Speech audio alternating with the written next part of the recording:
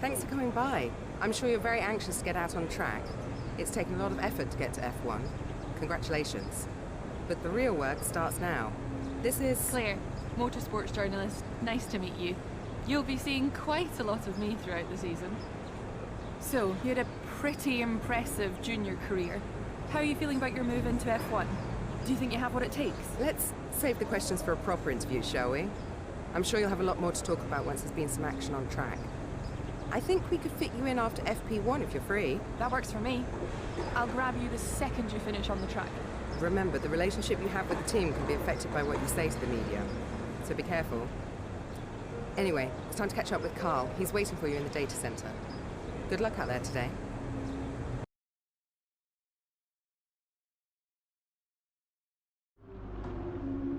Welcome to the data center. Here, we've got access to all kinds of information, including car telemetry, weather, lap times, tyre wear, the list goes on.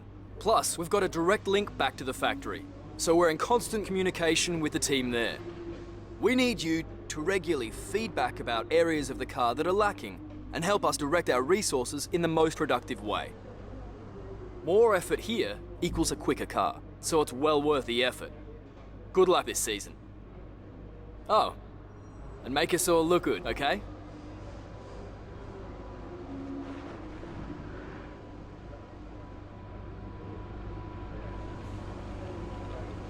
Welcome to your new team. Williams has a rich history, with several periods of dominance over several decades in the sport. It's high time for another one of those, and you can help make that happen. So let's knuckle down and get to work, okay?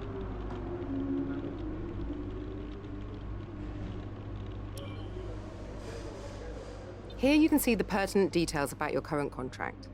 On one side are the objectives and bonuses that we've negotiated with the team. On the other is information regarding how you're perceived throughout the paddock, your reputation with the current team, and your overall value to them, which is a combination of these elements.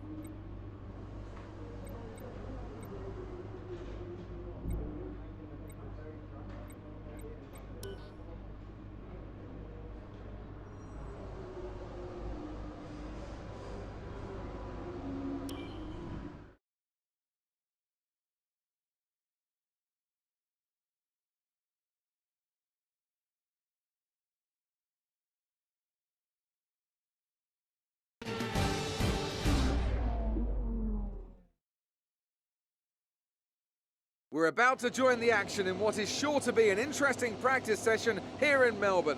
It's not long until we get the session underway and we'll have some cars appearing out on the track. We can see, of course, plenty of activity in the garages as we wait for the green light to get this session underway. Anthony Davidson, thank you for joining me once again. What are you going to be looking out for once the cars get out there on the circuit today? Well, naturally, in any free practice session, you can never be sure exactly what programs the teams are running, how much fuel they've put in, and so on. So it's important to resist the temptation to draw any firm conclusions from the fastest times on the monitor.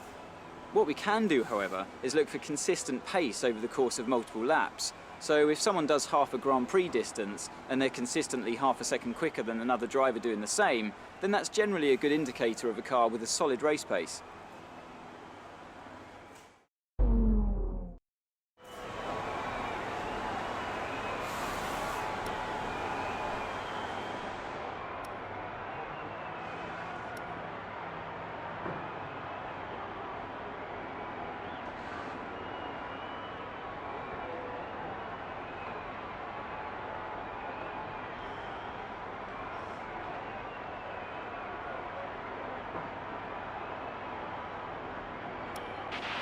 Okay, here's something to remember about this circuit. The most important braking zone is probably the penultimate corner, T15.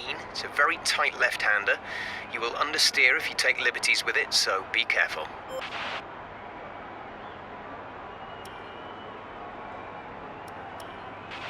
Let's get a few laps under our belt.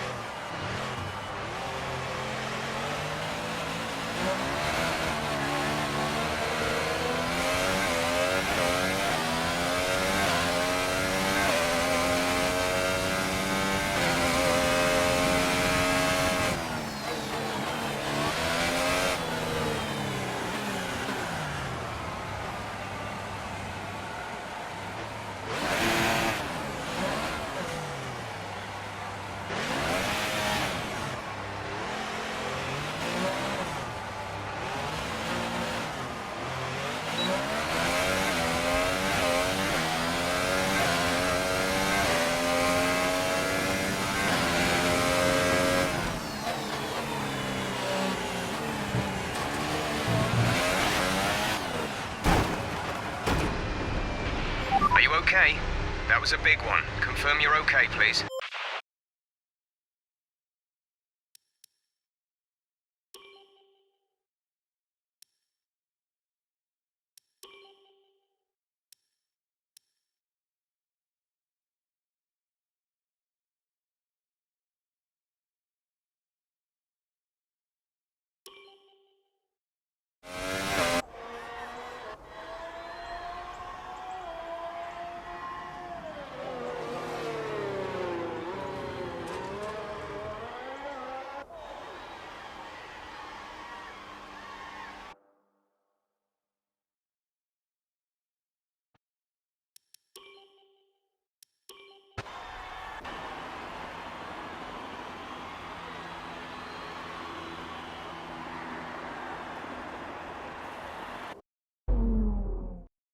Quick look at the classification at the end of the session then. Here are your top three: Verstappen, Hamilton and Daniel Ricciardo.